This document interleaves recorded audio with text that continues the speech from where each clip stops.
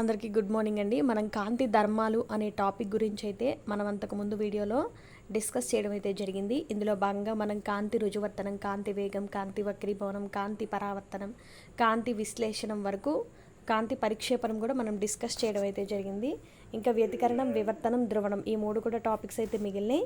ఒక్కసారి మనం జరిగినంత వరకు రివిజన్ లాగా ఒక 5 మినిట్స్ చేయడం జరుగుతుంది. చూడండి, కాంతి రుజువర్తనం మనం ఆల్రెడీ చెప్పుకున్నాం. కాంతి జనకాల నుండి వెలువడినటువంటి కాంతి కిరణాలు సరళరేఖా మార్గంలో ప్రయాణించడమే రుజువర్తనం అనమాట. సో మనకి ఇందులో ఉన్న అప్లికేషన్స్ ఏంటంటే సూర్యగ్రహణం, చంద్రగ్రహణం ఇవన్నీ కూడా మనకి ఏర్పడడానికి గల కారణం కాంతి యొక్క రుజువర్తనం. నెక్స్ట్ కాంతి వేగం వచ్చేసరికి మనకి 3 × 10⁸ మీటర్/సెకండ్.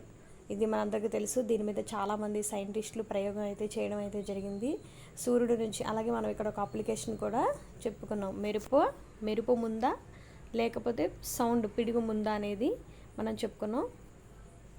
ఈ కాంతి వేగంలో భాగంగా సూర్యకాంతి భూమిని చేరడానికి ఒక 8 నిమిషాలు పడుతుంది. సూర్యుడికి భూమికి మధ్య గల సగటు దూరాన్ని ఖగోళ ప్రమాణానికి ఆస్ట్రోనామికల్ యూనిట్ అంటారు. ఆస్ట్రోనామికల్ యూనిట్ అంటే 150 మిలియన్ కిలోమీటర్స్. ఇవన్నీ కూడా మనం చెప్పుకున్నాం. చంద్రుడి నుంచి పరావర్తనం చెందినటువంటి కాంతి కిరణాలు భూమిని చేరడానికి అయితే మాత్రం 1 సెకండే పడుతుంది. సో ఇవన్నీ కూడా మనం లాస్ట్ వీడియోలో డిస్కస్ చేయడం. అలాగే కాంతి ఒక సంవత్సర కాలంలో శూన్యంలో ప్రయాణించే దూరాన్ని కాంతి సంవత్సరం అని 9.4 × 10⁻12 కిలోమీటర్స్. అలాగే పారాలాక్టిక్ సెకండ్, ఇది 2 నక్షత్రాల మధ్య దూరాన్ని కొలవడానికి మనం ఈ పారాలాక్టిక్ సెకండ్ను వాడతాము. లేదా దూరాన్ని కొలవడానికి వాడే అతిపెద్ద ప్రమాణమే ఈ పారాలాక్టిక్ సెకండ్ అనమాట. అంటే సింపుల్గా పారాసెక్ అంటాము. ఒక పారాసెక్ అంటే 3.26 కాంతి సంవత్సరాలు. మనం కాంతి సంవత్సరం చెప్పుకున్నాం కదా, 9.4 × 10⁻12 కిలోమీటర్లు. దూరాన్ని కొలవడానికి వాడే చిన్న ప్రమాణం ఫెర్మి 10⁻−15 కిలోమీటర్స్. నెక్స్ట్ వక్రీభవనం అయితే చెప్పుకున్నాం. వంగి ప్రయాణించడమే వక్రీభవనం. ఆ వంగి ప్రయాణించింది ఒక యానకం నుంచి మరొక యానకంలోనికి ప్రయాణించినప్పుడు యానక లంబం వద్ద వంగి ప్రయాణించడాన్ని కాంతి వక్రీభవనం అంటాం. ఇది దేని మీద ఆధారపడి ఉంటుందంటే కాంతి కిరణాల కోణం పైన, అలాగే యానకం యొక్క స్వభావం పైన. కర్ర వంగి ఉండినట్లు నీళ్ళలో మనం కర్ర ఉంచినప్పుడు ఆ కర్ర వంగడానికి గల కారణం కాంతి వక్రీభవనం.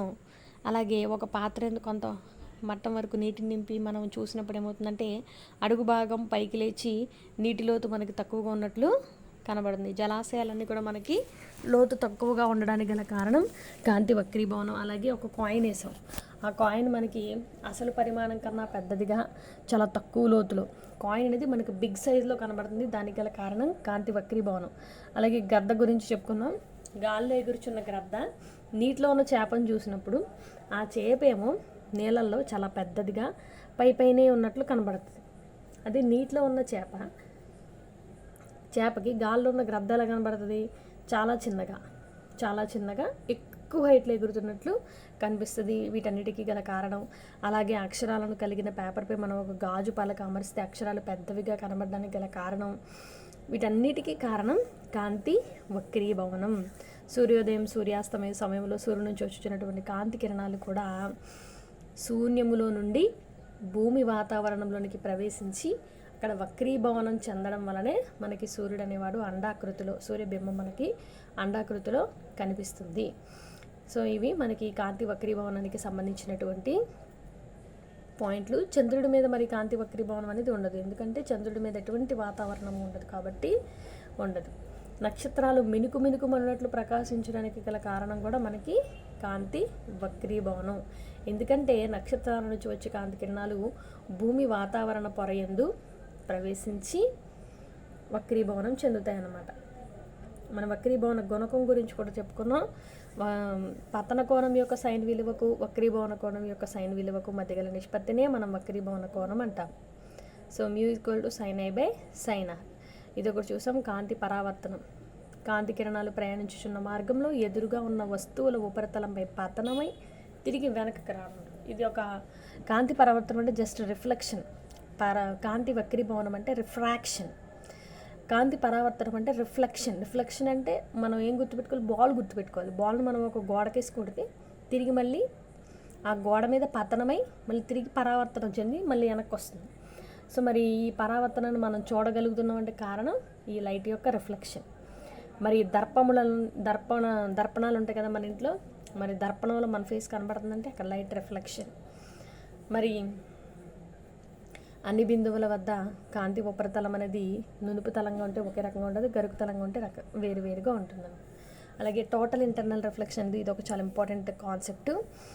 ఇదేంటంటే కాంతి కిరణాలు ఒక వస్తువు లోపల సంపూర్ణంగా పరావర్తనం చెందడాన్ని కాంతి సంపూర్ణాంతర పరావర్తనం అంటారు. ఈ సంపూర్ణాంతర పరావర్తనం జరగాలంటే కాంతి కిరణాలు ఎల్లప్పుడూ కూడా సాంద్రతర యానకం నుంచి విరళ యానకంలోనికి వెళ్ళాలి. మీకు సాంద్రతర యానకానికి ఎగ్జాంపుల్ చెప్పాం. డెన్సిటీ ఎక్కువ ఉండేయండి సాంద్రతర యానకం, డెన్సిటీ తక్కువ ఉండేయండి కూడా విరళ యానకం. వజ్రం మెరవడానికి గల కారణం కాంతి సంపూర్ణాంతర పరావర్తనం. అలాగే నక్షత్రాలు మినుగు మనడానికి కాంతి వక్రీభవనం.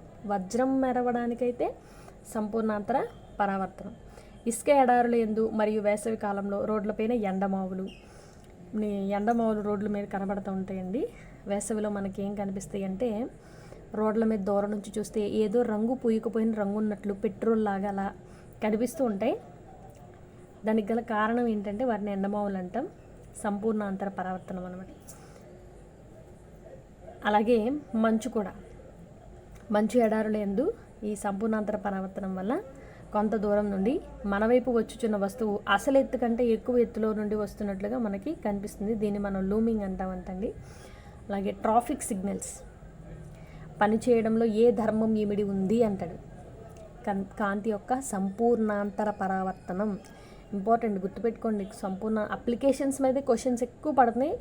ప్రీవియస్ ఎస్ఐ బిట్లో కూడా మీకు ఈ కాంతి ధర్మాల మీద వచ్చిన క్వశ్చన్స్ అన్నీ కూడా ఒక వీడియో చేసి మీకు చూపిస్తాను. ప్రీవియస్ ఎగ్జామ్స్లో మన క్లాస్ నుంచి ఒక్క బిట్టు కూడా పోదు, దానికి నేను గ్యారంటీ. చూడండి, మరి మంచు ఎడారుల యందు అసలు ఎత్తు కంటే ఎక్కువ ఎత్తులో కనిపించడం, ట్రాఫిక్ సిగ్నల్స్ ఏవైతే ఉన్నాయో అవి పనిచేయడంలో మనకి ఏ ధర్మం ఇమిడి ఉంది అని అడుగుతాడు రేపొద్దున ఎగ్జామ్లో. కాంతి కొంచెం ఆలోచించి పెట్టాలి బిట్ పెట్టేటప్పుడు. ఎలిమినేట్ చేసేయగలం, మనం 2 ఆప్షన్లు ఎలిమినేట్ చేయగలం. ఆ మిగిలినటువంటి 2 ఆప్షన్లు ఎలిమినేట్ చేయడంలోనే మన టాలెంట్ అనేది ఉంటుందన్నమాట. నీటి లోపల లేదా ఒక గాజు దిమ్మ లోపల బంధించబడి ఉన్న ఒక గాలి బుడగ వెండి వలె మెరుచున్నట్లు కనిపిస్తుంది అనమాట. ఒక గాజు దిమ్మ లోపల గాలి బుడగ ఎలా కనబడుతుందంటే వెండిలాగా మెరుస్తున్నట్లు. అలాగే ఎండోస్కోపీ, ల్యాబ్రోస్కోపీ, ఆప్టికల్ ఫైబర్స్ ఇవన్నీ కూడా మనకి టోటల్ ఇంటర్నల్ రిఫ్లెక్షన్ సంపూర్ణాంతర పరావర్తనానికి ఎగ్జాంపుల్స్. అలాగే డిస్పర్షన్ ఆఫ్ లైట్, కాంతి విశ్లేషణము లేదా విక్షేపణం చెప్పాను. నలుపు మరియు తెలుపు రంగులు, తెల్లని కాంతి వివిధ రంగులుగా విడిపోవడాన్ని మనము కాంతి యొక్క విక్షేపణం అంటారు. ఈ బ్లాక్ కలర్, వైట్ కలర్ గురించి ఆల్రెడీ మీకు చెప్పాను కదా. ఒక తెల్లని కాంతి పుంజం ఒక పట్టకం గుండా మనం ప్రయాణించినప్పుడు, ఇక్కడ మీకు బొమ్మ కూడా ఇచ్చారు చూడండి. ప్రెజం వైట్ కలర్ అనేది 7 డిఫరెంట్ కలర్స్గా విడిపోతుంది అనమాట. దీన్నే విక్షేపణం అంటాము. అయితే మనం చెప్పుకున్నాం ఈ విబ్జియార్, యార్కి తరంగదైర్ఘ్యం ఎక్కువ ఉంటుంది, వైలెట్కి తరంగదైర్ఘ్యం అనేది తక్కువగా ఉంటుందన్నమాట.